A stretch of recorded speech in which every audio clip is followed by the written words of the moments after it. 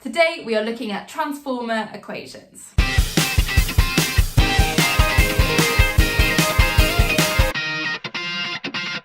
Okay, so last time we looked briefly at how a transformer works. We got to the end of our video and we asked ourselves, what's the point? So,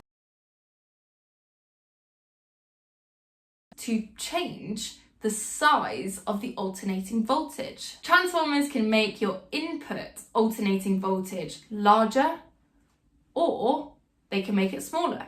We call making the alternating voltage larger stepping up the voltage, and making the alternating voltage smaller stepping down the voltage. So, what about my transformer determines whether it steps the voltage up or steps the voltage down? The answer lies in the number of turns on each of my two coils. If the number of turns on your secondary coil is larger than the number of turns on your primary coil, you will step the voltage up.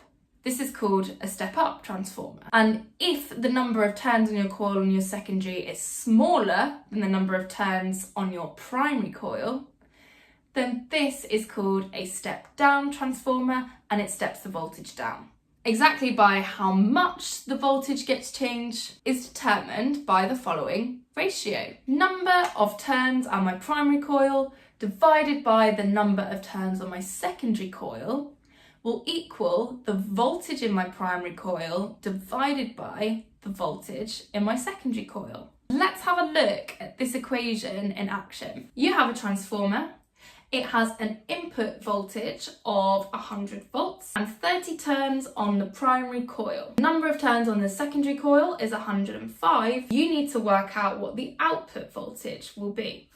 Okay, so let's use my equation. And we have got voltage on primary, 100, divided by voltage on secondary, which is what I'm trying to find, should be equal to the number of turns on my primary, so that was 30, divided by the number of turns on my secondary, which is 105. 30 divided by 105 gives me 0.29. So 100 divided by my secondary voltage is 0.29.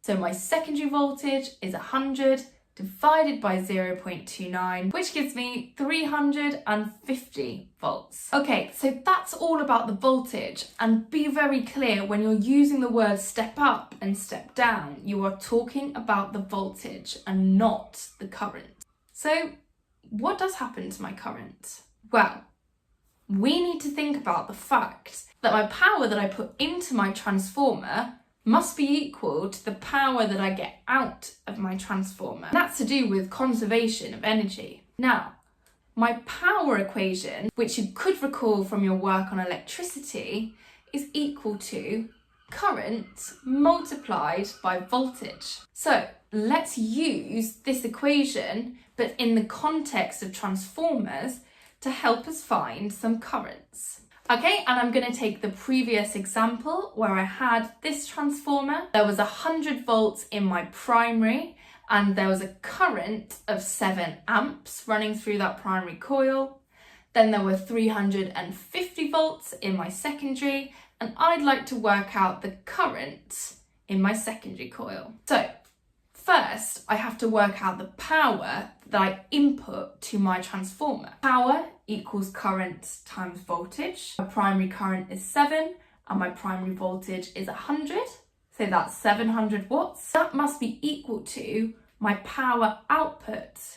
So that's my secondary current multiplied by my secondary voltage. 700 watts must be equal to 350 multiplied by my secondary current. Therefore, my secondary current is 2 amps. Note when you step the voltage up, you actually end up decreasing the current. Okay, hope you found that useful. Please download the notes for all of those worked examples. If you'd like to learn now why it's useful to step up and down voltages, please click on the next video. Make sure to like and subscribe for more videos. Thanks for watching.